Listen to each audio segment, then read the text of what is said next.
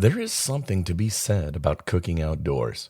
With a Camp Dutch oven and a pioneering spirit, you can cook just about anything. Welcome to RV Out West. I'm your host, Brooks. My family of four's base camp is located in the beautiful Pacific Northwest, and our RV adventures radiate out from there. Please grab a mug of coffee and join us as we discuss RVing around the American West. From sweet camping spots, gear and equipment, to tips and tricks, we've got you covered. We are RV Out West. A cast iron Dutch oven has been in use since the early 1700s. When I think of Dutch ovens, I conjure up pioneers in the American West, with Lewis and Clark traveling across the Oregon Trail. This camp cooking tool provides wonderful options for those folks who love to cook outdoors. Joining us in this episode is Deborah with the Northwest Dutch Oven Society. What started in 1989 to help Boy Scouts earn their cast iron merit badge has turned into a nonprofit organization that now provides training seminars, demos, and workshops to reintroduce Dutch oven cooking as an alternative outdoor cooking method. Thanks so much for coming on the show, Deborah. Well, thanks for having me. Yeah, I'm excited. So, can you give me a little bit of background information on your own personal journey into cast iron cookware and Dutch oven cooking? Absolutely. I grew up with cooking in cast iron. I grew up in northeastern Oregon in a small rural town, so always was around cast iron cookware. That was an extension of who I was. I don't know how to cook on anything else. I actually burned things in Teflon. So about 15 years ago, my husband had gotten my father-in-law a cast iron Dutch oven for outdoor cooking, and I was kind of intrigued with it. And I thought, hey, I like cast iron cooking. What is this? And started reading up on it. And I thought, I can do that. And so I watched down at the Sportsman Show here in Puyallup, Washington. There was a guy that was doing outdoor cooking. And I went down and watched him and came home and thought, I can do that in the snow, no cover, baked a cake, cobbler. It didn't quite turn out great, but it turned out edible. And so it just took off from there. And I found the local club here out of Tacoma, kind of loosely based out of Tacoma. We say Northwest, but it had kind of become just a nucleus in that area, South Sound. And I've been trying to stretch it for quite a few years. Like we're having an event down, we try to go down to almost to Oregon, down I-5. We try to go north. We try to go east. Sometimes it works out, sometimes it doesn't. We're just trying to get all over the Northwest and promote Dutch oven cooking. So, share with me a little bit, what are some of the benefits using a camp style and Dutch oven? It's good for camping. You know, a lot of guys do it in hunting camp, so that is camping, but it can be almost used as a slow cooker when you bury it in the ground. There's many different ways to utilize this utensil. You can cook on propane, you can cook with barbecue briquettes, you can cook with wood coals, you can put it in your house oven, you can put it on your stove top. It's a little precarious if you have a glass top stove. Those legs are not meant for that kind of a cooking surface, but it's very versatile. When the power's out, it's a great resource to have a hot meal. You can have a good meal even though the power's out. From my own research, you can roast, you can bake, Mm. you can obviously potentially fry, you can sear. So you have all of these different options that you can do with a Dutch oven. How does that work? Is it all just depending on where you place the coals? It is. It depends on what you're trying to accomplish. I do a lot of bread products. I'm a baker. I already made yeast breads from scratch. So manipulating them into the Dutch oven was a challenge for me. So that's what I enjoyed. And that's kind of been my niche in the foray. I don't do many main dishes. My husband usually does those, or other people I'm cooking with, they'll do the main dishes. Baking is where you put coals on the bottom, but it's not as many as like if you're trying to fry like a bunch of steaks or something, or hamburgers. You're going to have a lot of heat on the bottom. Baking, you're going to have less on the bottom, more on the top. So you're just depending, you have to manipulate your heat source to what you're trying to do. When we roast meats, we have some really large ovens, and we can put a 25-pound turkey into one and do for Thanksgiving. And we have to replace coals every 45 minutes, because that's about how long barbecue briquette coals last for optimal baking and cooking time.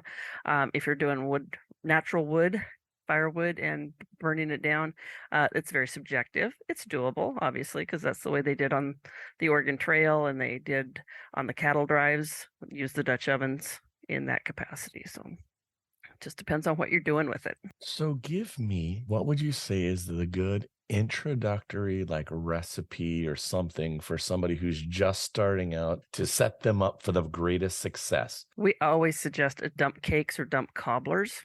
So you take 2 cans of prepared pie filling, dump it in the bottom of your oven. You don't need to put any like spray or anything like Pam or oil it or anything like that. Put those 2 cans of pie filling in. So like say do peach pie filling, which is really wonderful.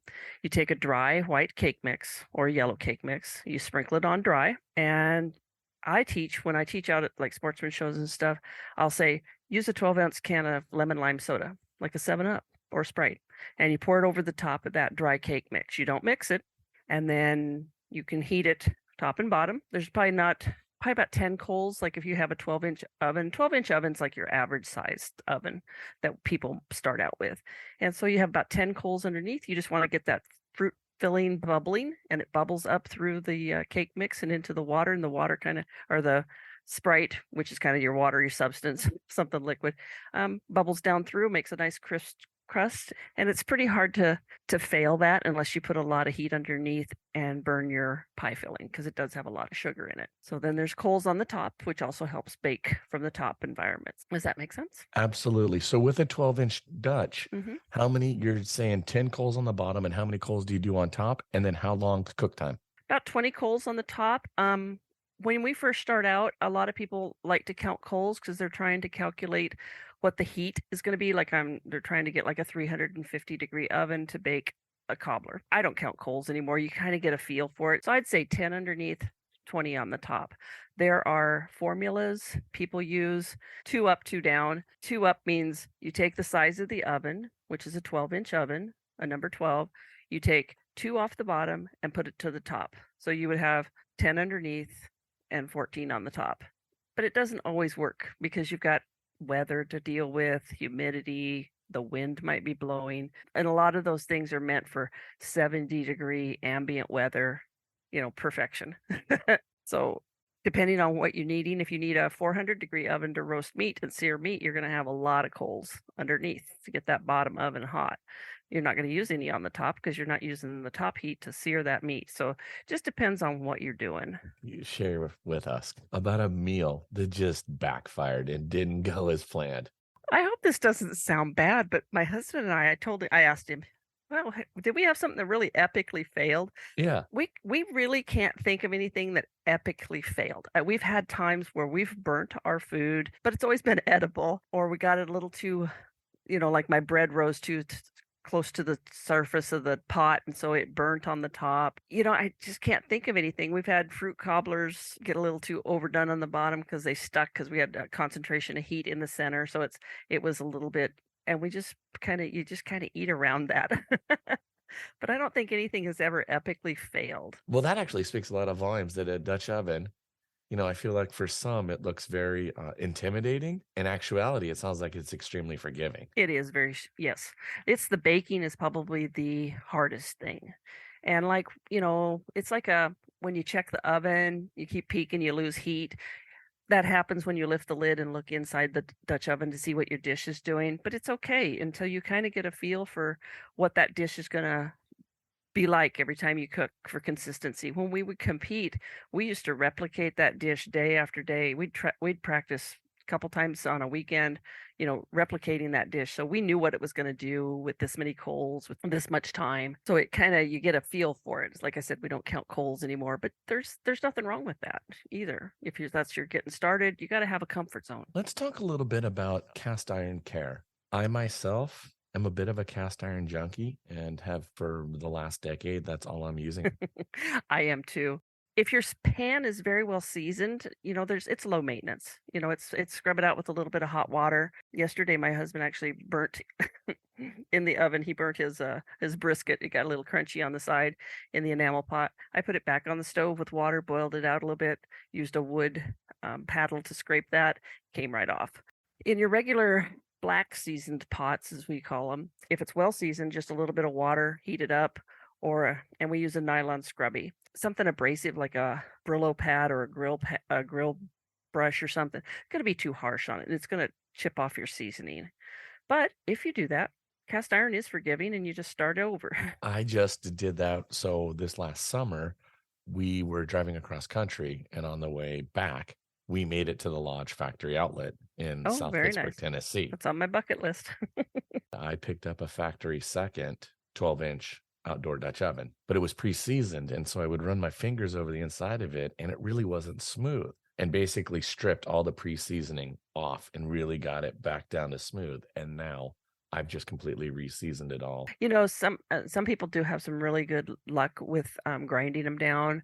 Some people just destroy them. So there is a fine balance of pushing too far into the iron when they're trying to grind that surface off, or they do it with the wrong equipment, and it becomes then just a piece of junk. My husband and I own an antique chuck wagon, so we go out and cowboy cook. So Sweet. there is a total different faction of there's Dutch oven cooking for the mainstream, and then there's the kind of the extreme on the cowboy side of it. Where do you guys do that with your chuck wagon? Well, we've had it about a year and a half, and we take it around locally. A lot of stuff I actually do end up doing in Oregon because there's really nothing in Oregon or Washington that other than the sportsman show I did last year down here at Puyallup that just got done this last week, but they didn't have a camp cooking section this last year. So this last month with their show, which is kind of disappointing.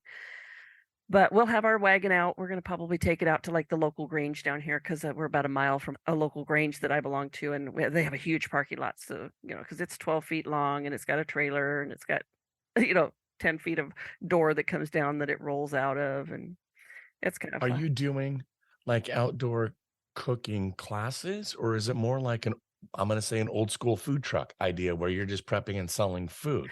We don't sell food. We're not a caterer. We don't have a business license for any of that. Okay. We do cook for family and friends. So like we did a wedding last June in Walla Walla, Washington, where we're from. We had some family friends that were getting married, and because it was on private property, we were allowed to cook for them without having the health department involved.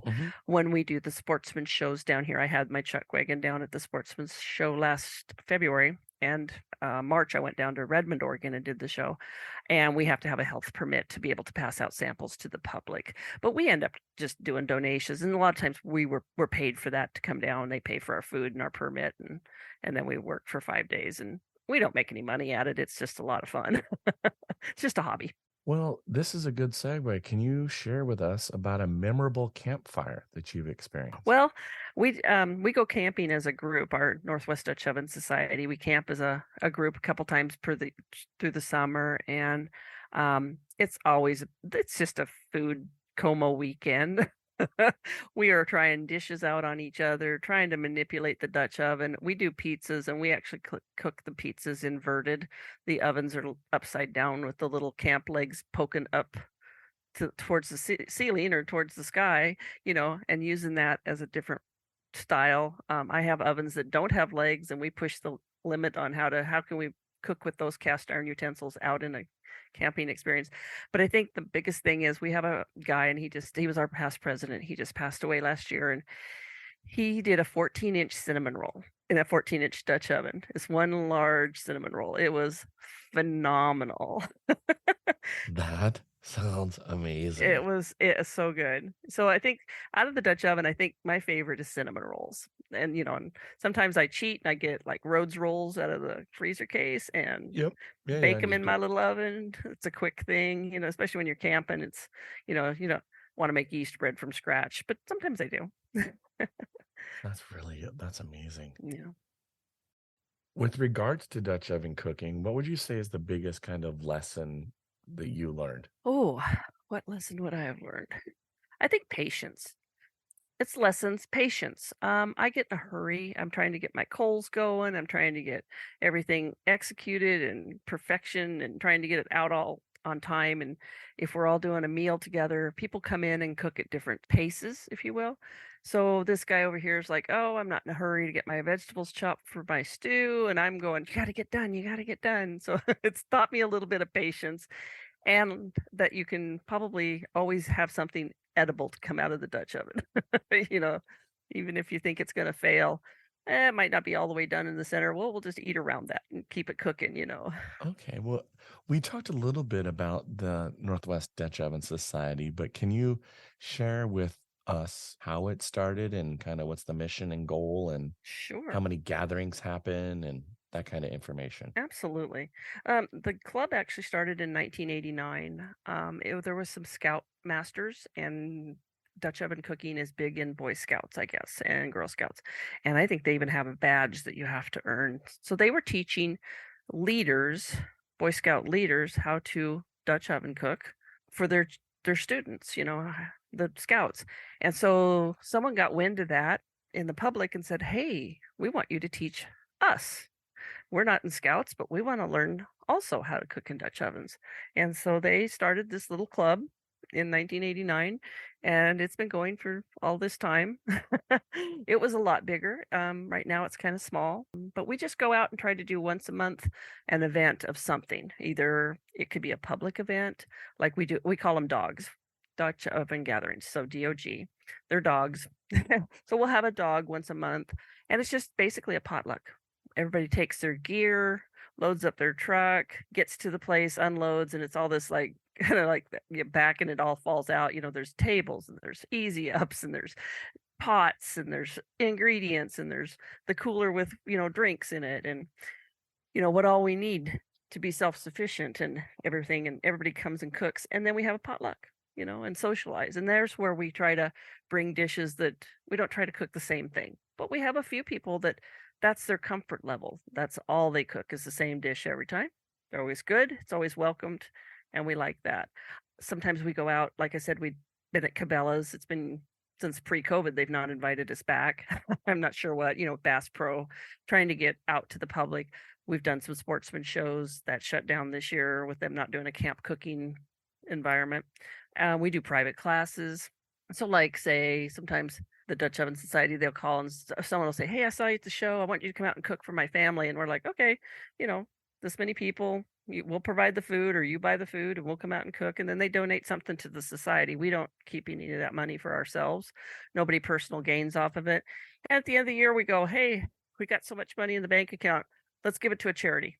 And we just keep enough to print some business cards and keep our website running. So If people want to participate and come to one of the Dutch oven gatherings, mhm. where can they get information about that? We have a website. It's nwdos.com.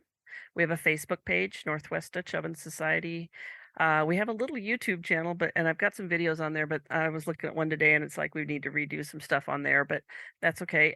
So the website would have our calendar on it, and our Facebook has events.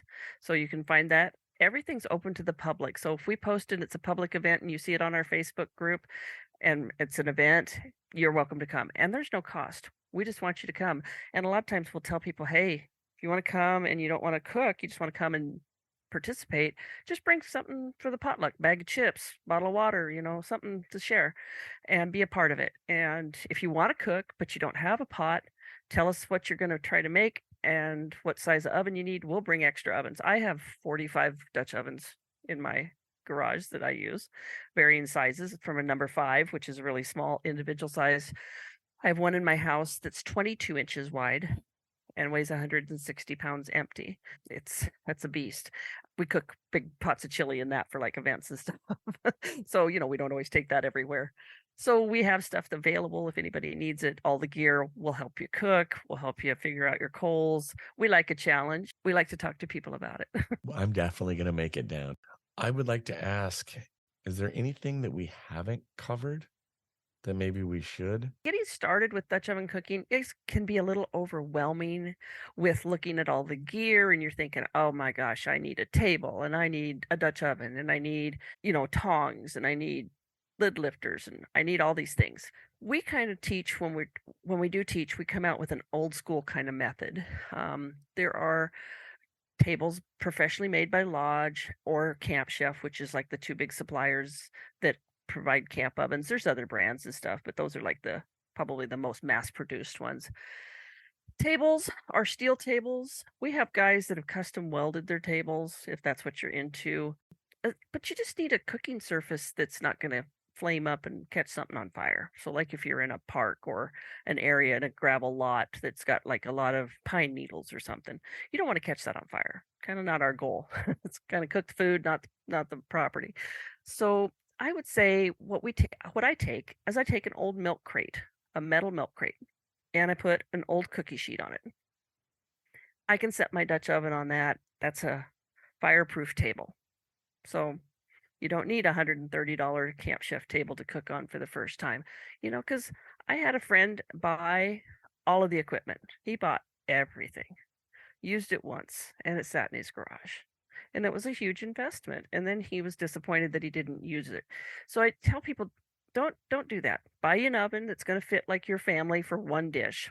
Say a 12 is like common to feed, it's the most common size. It's number 12.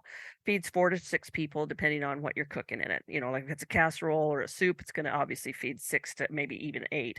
But if you're baking something, it's going to be a little bit less. So a 12 is a nice size. My husband and I, when we go camping, we use a size 8 and 10, for him and I. So just kind of tailor it. But if you've got a big bunch of kids, you might need a 16-inch oven. You got camping and you're going to have a nice big casserole, or although my kids don't like casserole, that is French for yuck, I heard. So, but you're going to need a few implements like lid lifters. There's a special one at the store or in the Dutch oven department. You can use a claw hammer. Just anything to lift that off of there. You're going to need some kind of tongs to move coals around with, and some welding gloves, because you need something because that iron is very hot and holds for a long time. Just those are some basics, just some little basics that you really need to have. And when I'm cleaning, people go, well, how do you clean your cast iron? And we did kind of touch on that. There's the controversy of soap. I'm like, whatever feels comfortable to you. Some people use soap, some people don't. We're not going to tell you have to use it or you don't have to use it. Reseasoning. People are like, well, what oil is best? You said grapeseed, right? I've never used grapeseed. I'm a Crisco kind of gal. It's what I grew up with. Crisco works. So each oil has a smoke point, and what you're doing is putting a micro thin layer of oil on your pan, your cast iron cookware, inside, outside, upside down. I always tell everybody, because you want every little crevice coated with oil because it'll rust, and you want to preserve that and by coating it with the oil, and then bake it to just above the oil's smoke point. So say I know that like vegetable oil is 350. So like if I'm using vegetable oil, I want to bake it at 360 to 375 and let it bake for an hour. I just want it to come up to that smoke point. That's when that oil polymerizes onto the cast iron surface, and that's your layer.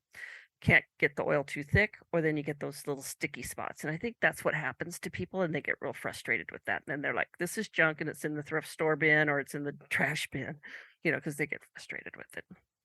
So there is some things you kind of have to learn, but that comes through experience. You learn, you do it wrong, you start over. That's the nice thing about cast iron. Well, Deborah, thank you so much for taking the time out of your day to talk to us here on RV Out West. I really appreciate it. No, thank you for the opportunity. It's kind of cool. Appreciate it. Thank you so much for listening. To help the show grow, please share with your RVing friends and family about this podcast. If you have an idea for a topic you'd like me to discuss, please contact me via rvoutwest.com. It's just about springtime here in the Pacific Northwest, and that means it's time to uncover our RVs and start hitting the road. In our next main episode in 2 weeks, I chat with a professional driver who hauls big loads with a semi-truck, and she shares with us how to be safe when towing and offers some great tips, tricks, and suggestions to make our RVing and towing a little bit easier and a little bit safer. Now, get out there, explore, and go see what's beyond the horizon. Thanks so much for listening to RV Out West. Join us again in 2 weeks with our next episode. Please like and subscribe to our podcast on iTunes or wherever you choose to get your podcasts so you never miss an episode. And I sure would appreciate if you left a rating or a review of the show. Special thanks to Scott Holmes Music for providing the intro song, We Are One. RV Out West can be found on Instagram and Facebook, where you can interact with us and follow along on our RV adventures around the Pacific Northwest. So get out there, explore, and go see what's beyond the horizon.